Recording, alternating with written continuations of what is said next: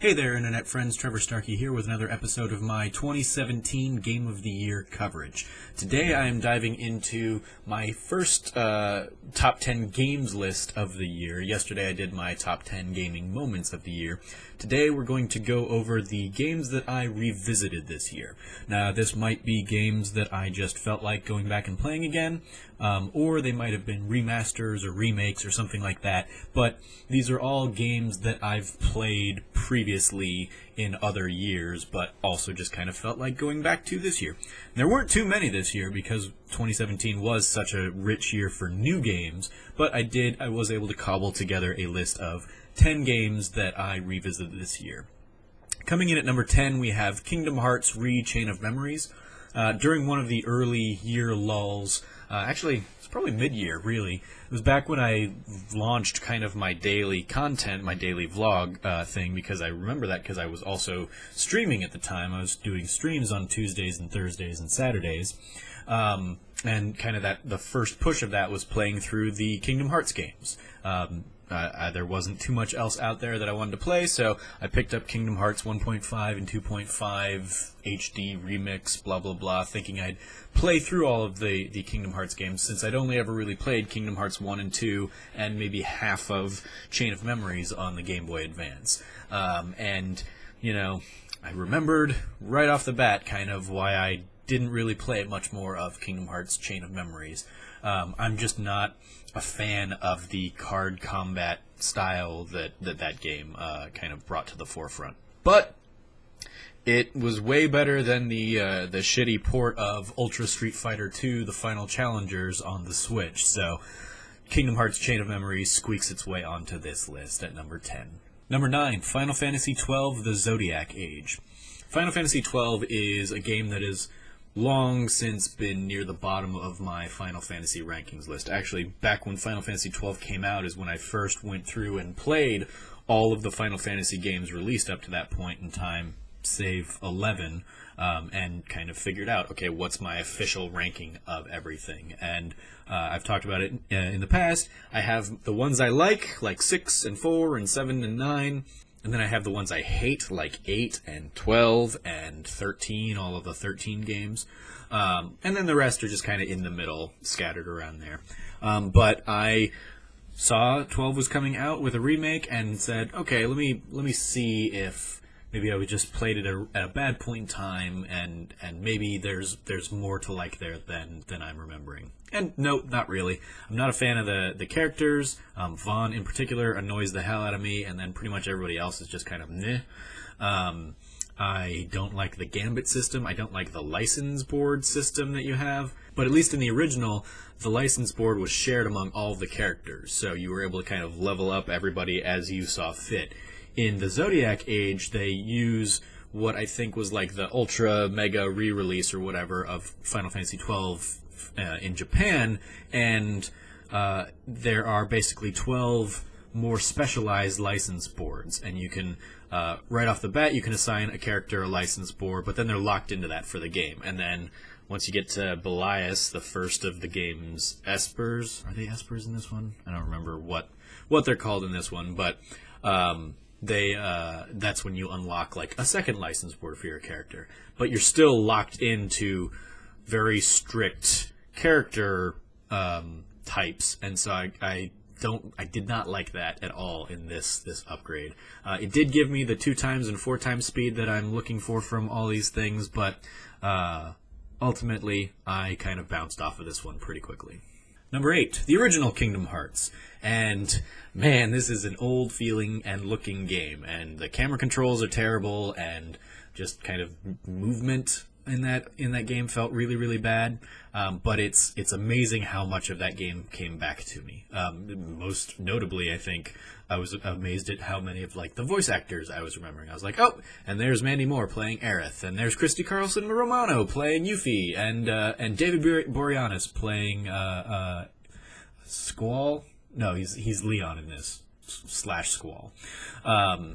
But, you know, it's a wonderful little time capsule mashup of Disney and Final Fantasy, and I remember just eating that up when I played it, and this certainly gave me, you know, nostalgic feels. It didn't give me the kind of built-in buffs that we're getting in these Final Fantasy ports, like Final Fantasy, like Zodiac Age, with the 2x speed and 4x speed for grinding and stuff.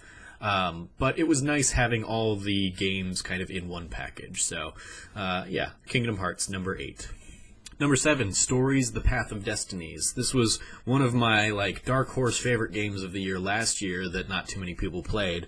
It's a nice little bite-sized hack and slash choose your own adventure game. And basically the premise, if you are unfamiliar, is there are 24 different ways you can play the story out. It's basically a 5-act structure, and depending on what you choose at kind of each of the act breaks, that determines your story. And in each of your stories, you're going to find new pieces of information. Once you have the 4 crucial points of information, that will unlock the best possible story ending that you can get. And I just had a great enough time with this that back at the beginning of the year, when there was a lull, I decided to go back and play through all of the other story endings that I didn't get, just to really get the Platinum Trophy of this. So it was a nice little charming action-adventure game, and I think it's definitely worth picking up if you have not. It was also one of the PlayStation Plus games, I believe, in January of this year, so if you picked it up back then and haven't played it, consider hopping in and playing it. Number 6, Jak and Daxter: The Precursor Legacy. I picked this game up, or I got it with the Uncharted: The Lost Legacy. It came as a pre-order bonus or something for that game. So when I was looking for something kind of small and mindless to play in the day or two before heading out to Maryland for Irrational Passions Extra Life, I popped on Jak and Daxter and just played some of that. It was a nice little kind of mindless platformer that I enjoyed. I didn't play it back when it was originally on PlayStation 2. I didn't play it until it came to the remaster collection on the PlayStation 3, but that was where I kind of played through it, enjoyed it. It was one of my earlier platinums, was the first game, and I significantly enjoyed Jak and Daxter, this first one, the more platforming-focused game, versus the second and third games that were much more heavily inspired by Grand Theft Auto 3 having just been released. But I loaded it on the PlayStation and just had a great old time playing it. I definitely didn't expect that I would also be playing it at the Irrational Passions Extra Life at 3 or 4 in the morning when other people were playing tabletop games, but they needed, something else kind of in the picture-in-picture. But Logan Wilkinson came over and we just kind of bonded there, talking about the game a little bit, and definitely at some point we're super, glossy-eyed and just kind of, I was just certainly going through the motions, and I'm pretty sure I ran around the same spot for 15 minutes without actually progressing at all, but it was the thing I was doing to not fall asleep, and it's one of my favorite memories of the Extra Life stream. Number 5 game that I revisited this year is The Witness, which, if you are familiar, was my game of the year last year. It's just an absolutely brilliant puzzle game, wonderful world design, even better puzzle designs, and in the same way that a lot of people have been kind of praising Zelda Breath of the Wild this year, this is a game that drops you into its world, doesn't hold your hand, but it gives you all the tools that you need to progress through the world. Some of the game's most challenging puzzles you'll kind of stumble upon right off the bat, but you won't know how to deal with them, how to approach them until you come back to them later in the game after you have experienced more of life, effectively. I didn't put too much time into this replay of it, which is why it doesn't show up higher on my list, but it did do the thing I kind of predicted it would, where I'd forgotten how to solve some of the puzzles. I'd forgotten some of the mechanics and whatnot here and there. So, it was something that I kind of got to re-experience it again and again.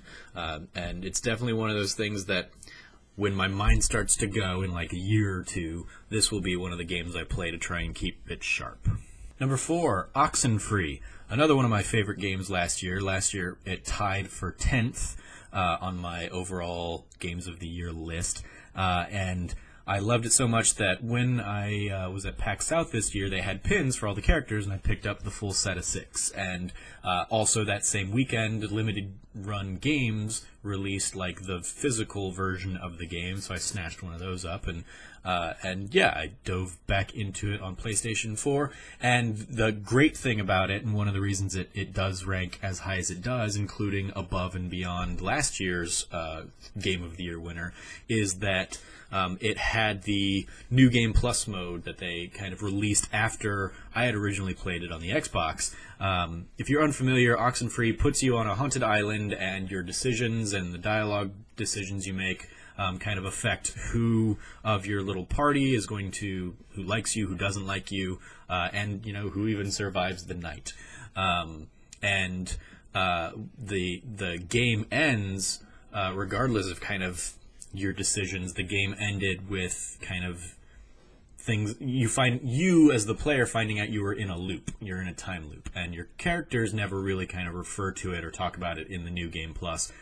And now in the new patched version, the New Game Plus, you can kind of have them refer or recognize the fact that they've been through this before, and so you kind of build upon that, and it gives you kind of new alternate options at certain key points, to the point where you can finally get a happy ending for your characters and kind of break them out of the loop, which was very much appreciated. And the fact that I got to experience that for the first time with one of my favorite games from last year, got to experience newness from it, was really enjoyable, and I really had a great time hopping back into it. And I think I also ended up picking it up on the Switch. I don't think I played it on the Switch, but I'm pretty sure I've got it there on my library because I just love what these guys put together, and I'm so excited for what they come out with next. Number 3, Mario Kart 8 Deluxe. Mario Kart 8 is one of the many games that I picked up for my Wii U and barely played, which is better than, you know, half the games that I picked up and just never played. But I really didn't put too much time into Mario Kart on the Wii U, and so because I'd also played Breath of the Wild on the Wii U before getting my Switch, this ended up being really the main game that I played for the first few months that I had a Switch.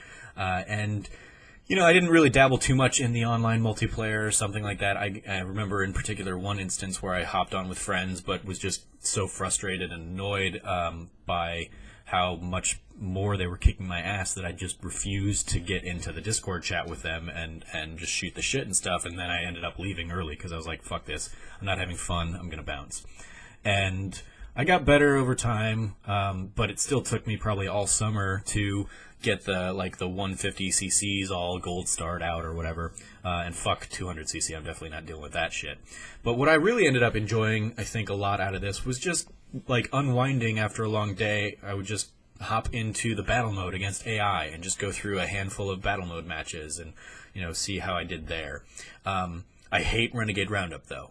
That game sucks as well. But overall, that was where I ended up having fun with Mario Kart Deluxe, was just kind of mindlessly playing through the battle mode that the game, the Switch version of the game offered that was not in the original. Number 2, Skyrim. After putting more than 300 hours into my original playthroughs of Skyrim on PC, I didn't think I'd get pulled back into Skyrim on Switch. And I kind of laughed it off back in the original commercials when they were like, Skyrim is coming to Switch. I was like, yay, that 5-year-old game. Why is everybody so excited about that? But I picked it up, and yeah, it's been a great, fun thing to hop in and play when I'm, you know, on a plane, or just go in and do like a cairn or whatnot before bed. It's wonderful that I can hop into this immense, vast, grandiose world, and I tweeted this out, something to this effect, but playing Skyrim just reminds me of all the things that I wanted Zelda to be, that it wasn't. Breath of the Wild, I think Skyrim just has just a richer story and history within it, and it is like the open world RPG that I wanted Breath of the Wild to be, and Breath of the Wild just wasn't that. It wasn't trying to be that, but that's what it was trying to be is not what I wanted either. In fact, my only real complaint with Skyrim on the go and Skyrim on Switch is that it's too dark and there's no way to control that setting. So if I'm working with any kind of glare, I'm just ending up seeing, you know, a reflection of myself, and that's not great in a game that takes place mostly at night or in caverns or caves or whatever. And so yeah, that's one of the things that I wish had been thought through. I wish was better. But still, it's Skyrim, it's on the go, and it's really cool. My number 1 revisited game for 2017 is Dishonored Definitive Edition. Way back at the beginning of the year, when I was still riding high off of having really just enjoyed Dishonored 2 at the end of 2016, I said, hey, they gave me Dishonored, the original Dishonored, with Dishonored 2, so I'm gonna go hop back in and play that. I missed that game. I want to hop back in and play it, and I hadn't played the DLC that takes you and kind of focuses on Dowd's story, the assassin from the first game, and so I was like, I'm gonna try this, and I just kept the Dishonored 2 hype kept me going, and I'd never, when I originally played Dishonored, I never thought I'd like do a full stealth run or non-lethal stuff. I was like, I'm not a stealth gamer, that's just going to be too tough. But after doing it in Dishonored 2, I was just old hat at it, and I could do it very easily, much easier than I thought I would be able to do it in Dishonored 1.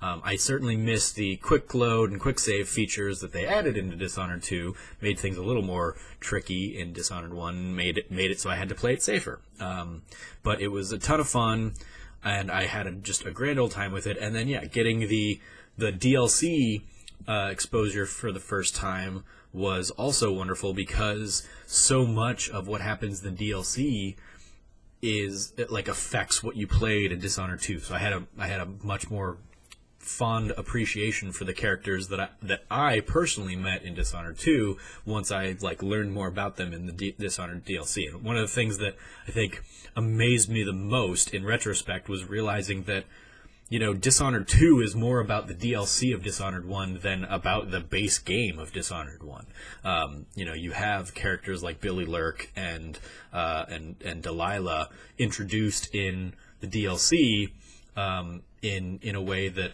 just really sets the template for where you're going to go in Dishonored 2 in a really interesting way. And so I had a grand old time hopping back into the Dishonored world, or staying in the Dishonored world at the time, and it makes me, it makes one of the biggest regrets I have of the last couple months in terms of gaming was that I didn't hop into Dishonored 2's DLC / standalone game, the Death of the Outsider. I wasn't able to spend some time with that yet, so that's definitely one of the things I look forward to diving into in 2018. So that's my list of the 10 best games that I revisited in 2017. Let me know if you revisited any of your old favorites and what they were in the comments below. As always, I've been your host, Trevor Starkey from TrevorTrove.com. You can follow me at SnarkyStarkey on Twitter. You can read the full rundown of all these games and my extended thoughts of them over at the link in the description below at Trevor Trove. And until next time, from here at the Trove, treasure your friends.